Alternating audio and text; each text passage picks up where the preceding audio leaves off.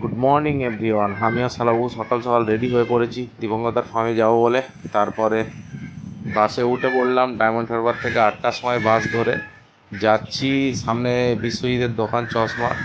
তো দেখা হলো না, তারপরে যেতে যেতে নামখানার ব্রিজের ওপর থেকে যাওয়ার সময় কিছু মুহূর্ত রেকর্ড করলাম।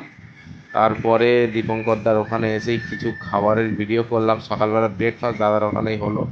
তো তারপরে কিছু মুহূর্ত রেকর্ড করছিলাম যে এই যে পাঁচিলটা দেখা পাচ্ছেন, এই পাঁচিলের পাশ থেকে কিছু পাম জাতীয় গাছ বসানো হবে এবং শালাবাবু আর দীপঙ্করদা আলোচনা করছিল যে কোথায় কী গাছ বেটার লাগানো যায়। তো এই হচ্ছে সামনেই ওপেন অ্যাভিয়ারিটা হচ্ছে এবং তার পাশেই পুকুর আছে, কিছু হাঁস আছে এবং বাঁদিকের এই বিল্ডিং কনস্ট্রাকশনের কাজও চলছে। তারপরে এই ওপেন এরিয়াটির সামনে দাদা গাছ কিছু দুটো বড় গাছ লাগবে। তারপরে এই যে ঝিলটা দেখা পাচ্ছেন, এই টোটাল ঝিলটা স্ক্যাটিংয়ের ব্যবস্থা হবে এবং পাঁচিলের চারিধার থেকে ফলের গাছ কিন্তু দাদা বসাবে, ঠিক আছে। তো এই পাঁচিলের ধার থেকে কতটা দূরে দূরে কীভাবে হবে, তারপরে দীপঙ্কর দা আর বৌদি কিছু আলোচনা করছিল এবং এই ফ্রন্টের দেখা হচ্ছিল। তো এই হচ্ছে দিবঙ্কর দার মেন গেট, ঠিক আছে। এই গেটের দুদিকে দুটো বড় গাছ বসবে এবং চারিদিকে শুধু ফলের গাছ ম্যাক্সিমাম থাকবে। তো তারপরে আমরা কিছু মুহূর্তকে ভিডিও করছিলাম দীপঙ্কর দা, বৌদি, আমি, শালাবাবু।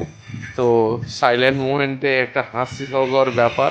তো তারপরে যারা আসতে চাচ্ছেন দীপঙ্কর দা নতুন ফার্মে, এটা হচ্ছে 8 মাইল, 8 মাইলের মোড়। এখান থেকে আমরা 6:30 লাস্ট বকখালির বাস ধরে কাকদ্বীপ পর্যন্ত আমরা গিয়েছিলাম। তো তারপরে ব্রিজের ওপর থেকে আমরা যাচ্ছিলাম, আর শালাবাবু আর আমি আলোচনা করছিলাম যে গাছগুলোই কীভাবে কী আনা যায় বা কীভাবে, কারণ অনেক গাছেরই ব্যাপার।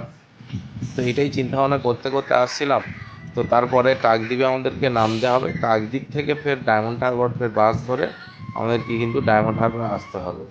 তো এই চিন্তা করতে করতে আসছিলাম কবে কি আসা যায়। খুব শীঘ্রই সেই ভিডিও আপনাদের দেখানো হবে যে গাছ কেমনভাবে কী প্ল্যান্টেশন হচ্ছে। শালাবাবুও থাকবে সমস্ত কিছু দায়িত্ব, আমি তো একটু ব্যস্ততার কারণে থাকতে পারিনি। তো আপনাদেরকে আগামী ভিডিওতে আবার আপনাদের সঙ্গে দেখা হবে। আশা করছি আপনারা ভালো থাকবেন। আর যদি কোনো কোয়ারিজ থাকে তাহলে অবশ্যই কিন্তু কমেন্ট সেকশানে করতে ভুলবেন না। ধন্যবাদ।